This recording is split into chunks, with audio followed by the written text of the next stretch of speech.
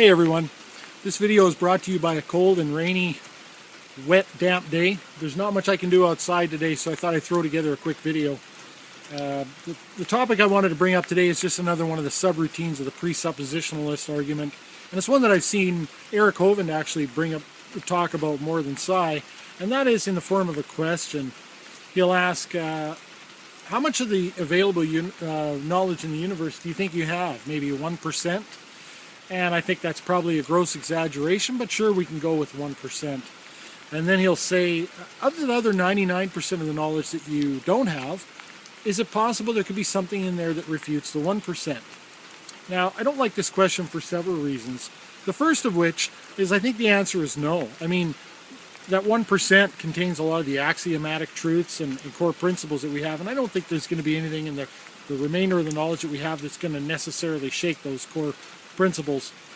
And of course, you know, just to make an assertion that, well, we have connection to omniscience, so we have correct knowledge and maybe you don't have correct knowledge because it's not coming from a proper foundation, is just an assertion. And I think, you know, based on the fact that we all sort of agree on the uniformity of nature, and of course, you know, some of us would postulate some violations to that uniformity, but maybe more about that in another video at some point. I don't think it carries a lot of utility. I don't think it makes any points for their argument anyway, but I don't think the question carries any utility, because really that's, if knowledge were to have a purpose, that's what it would be, right? It's utility. It's our ability to function in our reality and be successful. Now, of course, a side part to that question, sometimes Eric will ask, how do you know you're in the right reality? Now, how do you answer a question like that? Because it's the one I'm in? I mean, that's, you know, that's what awareness, that's what sentience is, right? Is awareness of your reality. And really, I think that's the purpose of knowledge, if it has one, is to provide utility to function in this reality. Now, I think two things about the reality question. One is, to know whether or not you're in the right reality, I'd like to know from Eric, what does a wrong reality look like?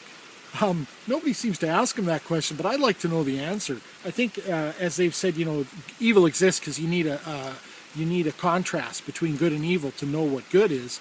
Well, I think to know what the right reality is, you need to know what the wrong reality is. Now, it's not lost on me that what Eric really means is, how do you know you're not a mental patient in a mental ward with compromised faculties, and you've constructed this world that you think exists but doesn't actually exist, that your reality is not matching, say, the state of your actual existence. But again, I think we would need to see, especially as confident as he is in this question, I think we need to see some evidence of the contrary, or an example of what he's talking about, and even an anecdotal one at the very least. You know, some guy who maybe was once an atheist and thought he was living this great atheist life. He had a wife and children and a great job, and then somehow got saved and suddenly had an awakening and realized, no, the whole time he was just this mental patient in a ward somewhere, and realized that none of those things existed. And then, you know, through a process, you know, maybe achieved some of those things for real. I don't think that anecdote would hold any sway, but at least it would make his argument at least somewhat viable. Without an example like that, I don't think there's any point in postulating the wrong reality. So anyway, Eric, I'd like to know, what does a wrong reality look like? Thanks for watching. Have a good day.